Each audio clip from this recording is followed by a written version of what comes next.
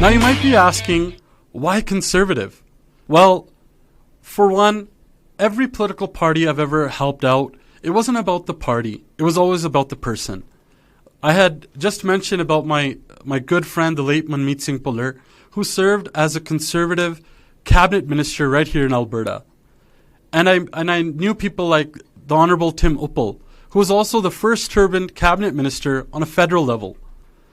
And I always get asked this question that, why conservative? I thought conservatives don't like immigration. I thought they don't like immigrants at all. Well, for me, it meant a lot more than that.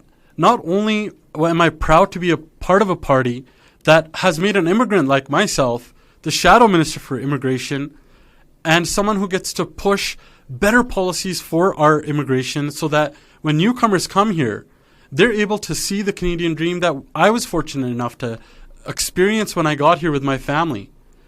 But also, we're the party of small businesses that are the backbone of the economy and of this country. Small businesses are the first to advocate for human rights. My late friend Manmeet Singh Puller is a great example of a conservative who did this out of the goodness of his heart for people that are being persecuted outside of Canada. So it was an absolute no-brainer for me where my values aligned.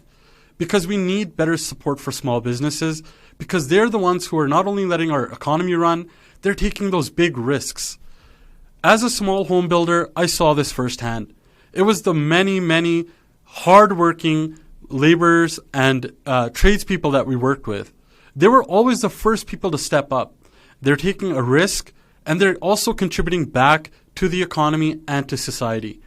We were able to employ many, many small business owners of different ethnic backgrounds. And it was a sense of pride when there was an initiative like the one that we did for the NICU ward, where all the small businesses got together and we were able to donate together.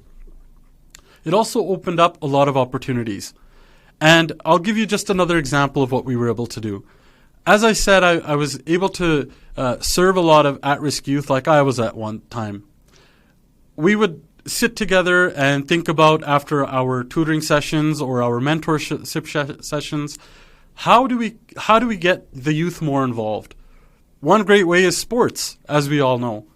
So we started coming up with tournaments that we used to run throughout the year, whether it was volleyball, dodgeball, hockey, you name it, whatever sport it was.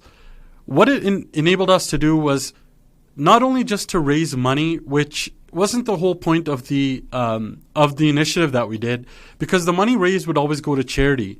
The whole point was not also just to play sports. The point of the initiative of starting those charity sports tournaments was so that we were able to put leadership back into the hands of the youth. We would have a small group of youth, mostly young women, young girls, that would be so amazing and so inspiring. And they would be the ones that would used to run these tournaments. Because at the end of the day, it's those young women who may not get a chance. We wanted them to be around, sitting around a table where they were the CEOs, where they were owning their own companies, being the head of their own departments.